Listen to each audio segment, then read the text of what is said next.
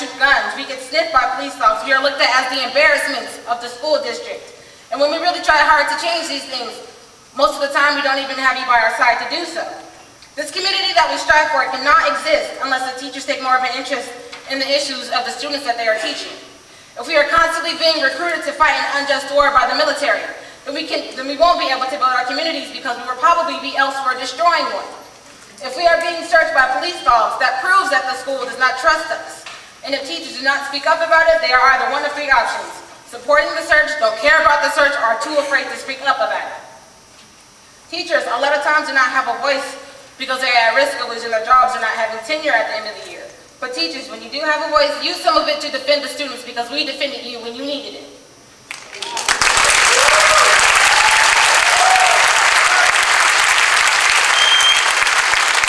As I had mentioned before, the respect and culture of the students has been disregarded and replaced with something not of their own and is therefore colonial.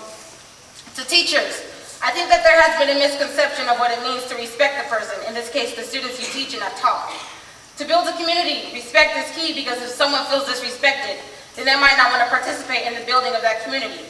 Within the communities that we are trying to make better, there are different games, and depending on if they feel respected, might they remain calm or be after one another. The police, depending on if they feel respected, do they do as they say they do, protect and serve. Mutual respect has to exist amongst the student and the teacher. Over the years, it has been very easy for teachers to disrespect the student's culture and overall identity. The teachers probably do not see it as disrespecting the student because they are just following the standards. The simplest form of disrespecting the student and that student's entire race is through practices and lessons that promote hegemony. Hegemony is a concept where the dominant group imposes their lives, their culture, their values onto the masses with the consent of the people. How do they get that consent? Through hidden messages that tell us that the reference of black is always bad and the reference of white is always good. That message has been sent to us ever since we first laid eyes on TV and saw the blue-haired, blonde-eyed Disney princesses, but has traveled throughout our education. This is almost something that is unavoidable because the system has made it so that it's all around us, and that it eventually becomes accepted by those who are being held victim by the opinion that has been imposed upon the world. I believe that in some ways teachers have a small bit of control over the curriculum they teach, mainly in regards to the books we read. If that is so, give us a book other than Shakespeare or Hamlet, because a lot of times teachers complain that we don't speak proper English or that our grammar is awful. Neither does Shakespeare. Another thing that goes on in our classroom is that we are taught about the Holocaust. The way the school system refers to this Holocaust is as if many other atrocities like this have never occurred throughout history.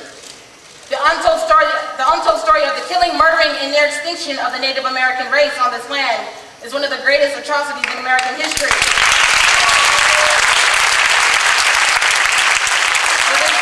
It is not recognized by the institutions we attend.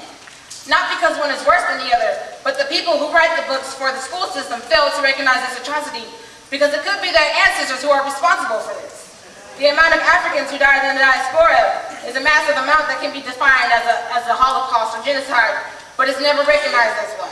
Why is it that our people who have historically gone through thousands of changes due to the idiotic mentality of our oppressor have been not recognized by the school system? When it comes to the building of something that was taken away from us, like our people, our culture, traditions, and land, as in the case of La Raza, who are indigenous to this continent, we need to know whom the finger can be pointed at for not having that community that we strive for that did once exist. When we get this knowledge on our own, we can get this knowledge on our own, but when the school starts talking about oppression and the mass murder of the people because of foolish beliefs and followers, then they need to talk about the genocide that happened here on native soil, on African soil, on Asian soil, and traditions that have died off in this process.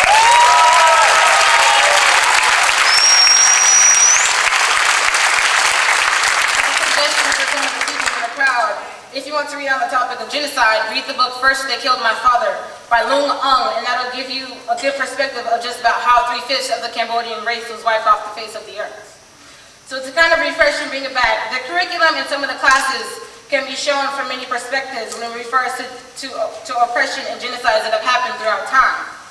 Many people who have come out of our communities and shared the same experiences as we have books that are just as good, if not better, than the material we read in some of our classes. Having knowledge of situations that have brought us here today can help us move forward in the building of our communities. and to restore what was once present. Lastly, I feel the need to address one last issue, a student's right to a higher education. We as students deserve and have the right to pursue higher education regardless of our race, gender, nationality, or any other category that has been used against somebody to keep them from getting that education. There are some teachers out there who absolutely care for the education of each and every one of their students. And there are some teachers who are the exact opposite and only care about the students who they think are worthy or are a good investment. Teachers should be encouraging students not only to graduate from high school, but to go on to college as well. Some arguments may be that we have counselors to help us with that, but sometimes that is not the reality. Sometimes our counselors are very incompetent, so we need teachers to fill that void. Another issue that some students face is being denied financial assistance by the government because they are not citizens of this nation, which puts a huge group of students from our communities at a roadblock. In my high school, I have many comrades and peers who have put forth so much dedication and effort in building our communities. Not only are they taking care of the community, but they are taking care of their education that will help them get into a college. But these students I speak of do not have the same opportunity as I do. I, as a person of African descent, can go to college only because I was brought to this land without my consent. I am the immigrant on this land, but what does not make sense is that my comrades, who are natives, are being denied the opportunity for higher education. They are denied the assistance by the government, who took the land away from them. All of the encouragement in the world can be given to my comrades and other students who have the same situation. But education has had a price tag put on it by the system. Thanks to organizations like ADE, the stress of dealing with that price tag is reduced. As stated before, every student deserves and has the right to pursue higher education. Some students already have it down and they know they will go to college and do something in life, and they know that they're coming back because the community needs them.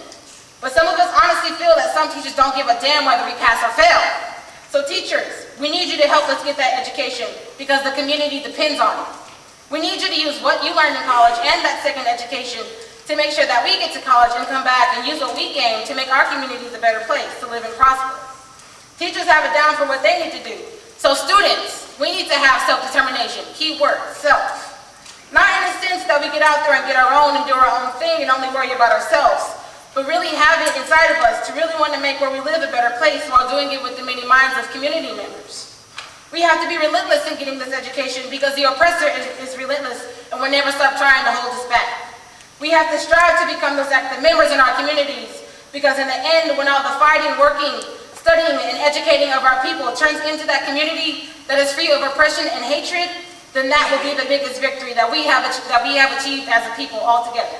And again, I would like to give thanks to the Association of Brazilian Educators for having me here today. We cannot stop the building of this community because everybody depends on it.